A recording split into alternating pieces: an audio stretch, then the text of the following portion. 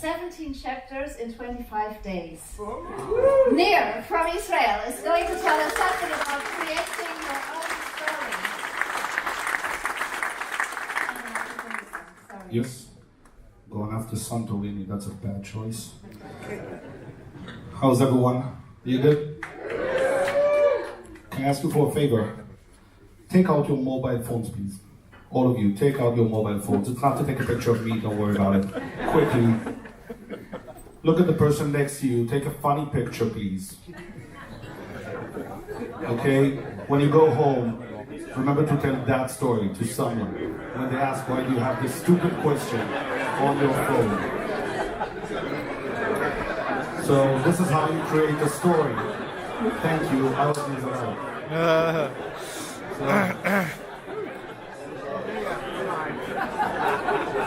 Are you awake now? Can we start?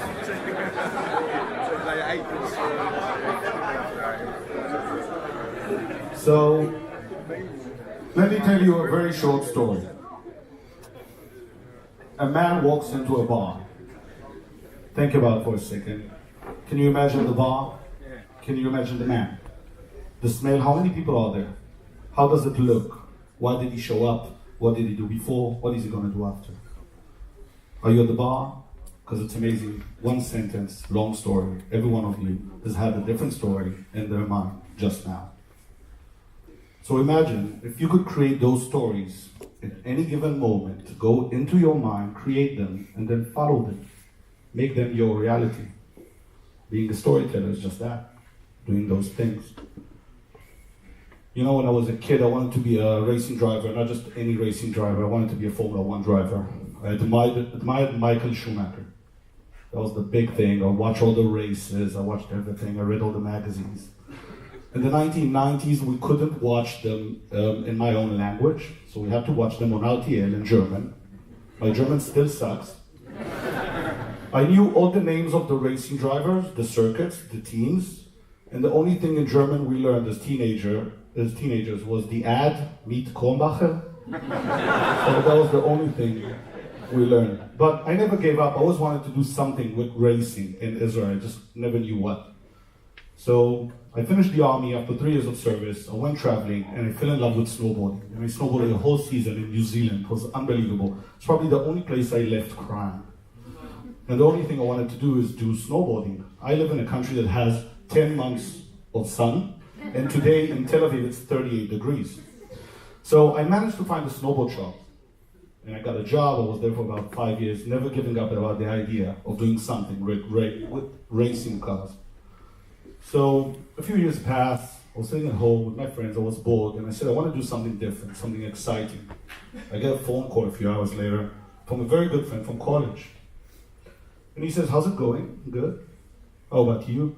"Good." "So listen, I've been hired by the Israeli sports channel. We just got the license to do the Summer Olympics in 2 years." And I said, "Cool, how can I help?"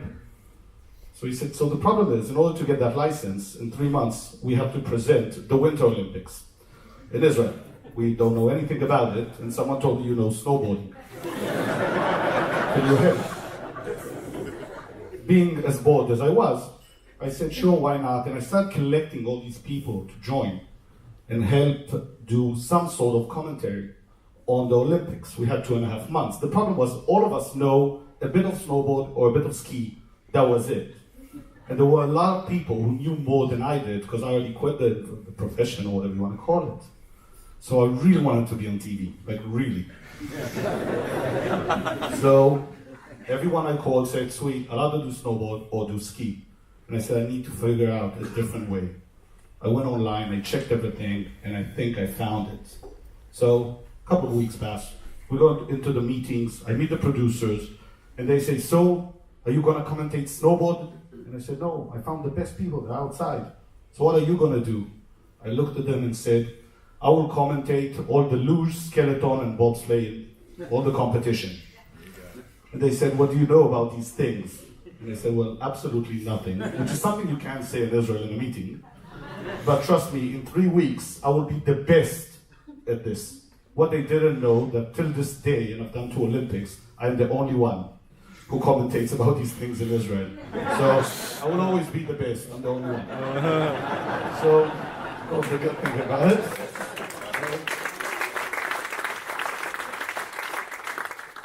And that led me to thinking that every time we go into a meeting, we do stuff, our clients, everyone says, let's think outside of the box. But sometimes you first need to understand what the box is in order to enjoy thinking outside of the box.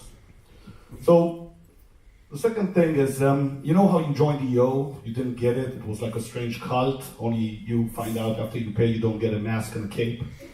So in 2015 I woke up in the morning, went out of the house, it was red, the sky was red, it looked like hell, and I thought the world was over. Or I was hungover. I had just had a very long drinking night the night before. I finished raising 100% in 96 hours for my crowdfunding campaign to write my second novel. Well, everybody thought I finished it. I had 3 chapters. So I felt that the right thing to do as a struggling author was to fly to Berlin, sit and write in coffee shops. This way I can avoid drinking and other stuff you usually don't do in Berlin. The moment I posted the first Instagram picture, I get a message from a good friend saying, hi, in 6 hours we will land in Berlin for my bachelor party. One of the guys bailed, we need help. And I thought, that's a great way to get experiences for my book. So 48 hours passed, but the funny thing is when we met, one of the guys that came into the van used to be my army sergeant, the one that made my life hell for 3 years. I couldn't stand the guy. And we started to talk and chat, and apparently over the years he's moved to Seattle in the US, built a business, has done stuff. We had some meaningful conversations. It was very interesting. And I told him about my struggles, about my business, I'm a solopreneur and all that, and we like to tell all these weird stories. And he says, boy, do I have something interesting for you. When I go back to Seattle, I will call you. A few weeks passed, he actually did call, introduced me to the Israeli chapter, and I joined because I was already looking for something. The problem was, I don't know how about you, I just didn't get it. It wasn't like, what am I doing here? So I thought about quitting, and then I look at my mission statement in life, which is to meet as many people as I can on the planet and do good. So kind of simple. So I decided I needed a new goal. So my goal was that I want to be happy when I pay my dues at EO. And I've given 3 years. Just so you understand, I had a very small business when I joined. I actually asked if it's okay if I come, because it'd be embarrassing. So 3 years, I'll do anything. I'll do everything you ask me. I joined, for the past 3 years, I've been serving on the regional council, having fun, meeting a lot of people. The amazing thing is, when I joined and I said, I want to have some sort of value, does it have anything to do with money? Can you measure happiness?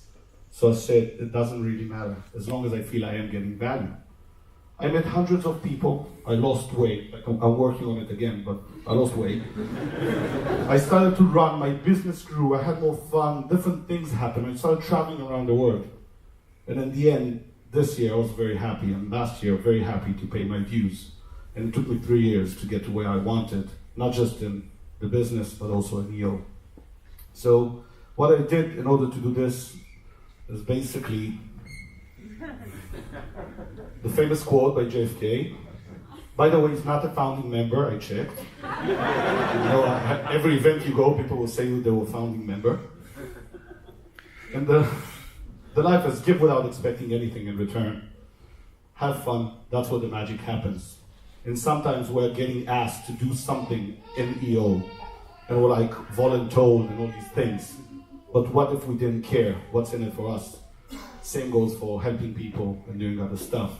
One of the best sentences I love when I go to GLC or ELC or stuff like that is when you finish a conversation with another EOer, and I always finish it by saying, if you ever need anything, call me.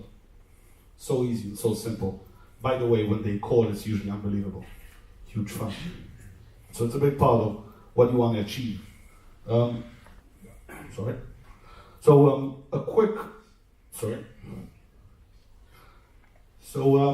don't know how many of you know, but for some weird reason, I love stories. So last year we went to this EO event. It was great, had a good time, learned a lot. during the drinks, I asked the member, tell me, how do you meet your wife? And the guy went on telling me this amazing story about a celebrity wedding, and he wanted to go, but he just didn't get a ticket. That's how big the wedding was. And his best mate said, don't worry, you can go with my sister, she has no one to go with. She said, okay, one thing though, the moment we get into the event, I want to find a husband, so you have to screw off and not stay.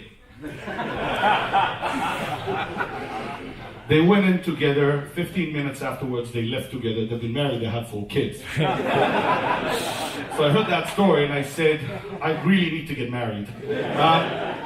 But on top of that, I loved it. I love the concept and I love the story. So the next morning they said, I think I have an idea. By lunchtime I said the idea is not good. It went back and forth for a few months, kind of like an entrepreneurial life, right? I'm happy, I'm not happy. I'm in, we don't have money. How are we going to do it?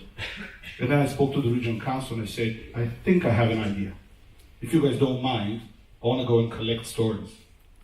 So in September of 2018, I had the huge pleasure of going to 17 of your chapters and meeting more than 160 different people doing a workshop about storytelling. And the idea was to see if we can collect 100 stories. But the real take-home value for me was, that was the beginning. That was my MVP. That was my beta test. It didn't really matter. I want to collect more and more stories. And I learned it's not 100 people's stories. It's not just a book. It could be our culture book. So we are still trying to collect those stories and still trying to create what is our culture book? How will it look like? We know so many things. The problem is we are not very good in EO in writing those stories and passing them onwards. Also to people outside, your kids, students who come up to you, people you mentor outside of EO, doesn't matter. We have so many things we can give them. So if anyone wants to still join, I will collect those stories. We will make that book, and it will be our culture book. But I decided to own it. It's my experience, and it doesn't matter where I started, it matters where I want to go.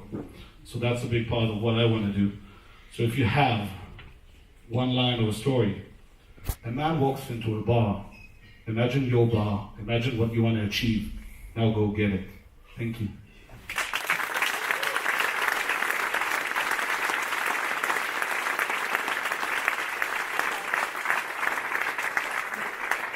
Nir, thank you so much. Yes, as I told you, we are